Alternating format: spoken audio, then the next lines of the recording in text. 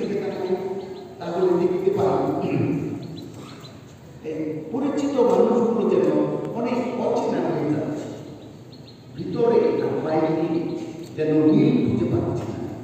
ব্যক্তিকেন্দ্রিকতা, লোভ লালসা, অনৈতিকতা, স্বার্থপরতা, দুর্নীতি এগুলো যেন মানুষকে হ্রাস করছে।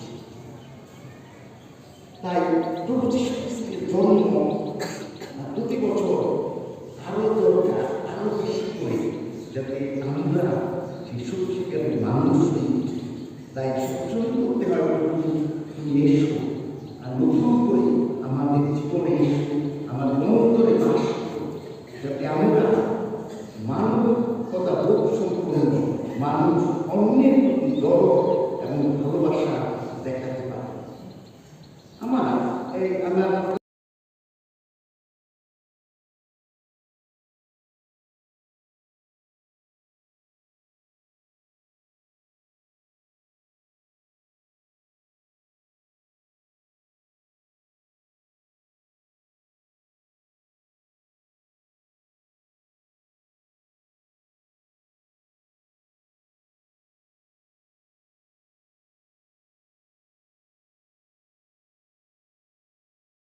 মানুষগুলোর দিকে তাকাই, মানুষের ব্যক্তির দিকে তাকাই তাহলে দেখতে পাই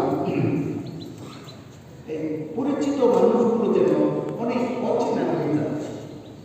ভিতরে আর বাইরে যেন মিল খুঁজে পাচ্ছি না।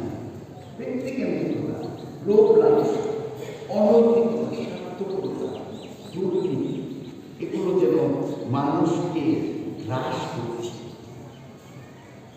তাই প্রভু যীশু খ্রিস্টের জন্ম প্রতি বছর আরো দরকার, আরো বেশি করে, যাতে আমরা সেই সত্যিকারের মানুষ হই।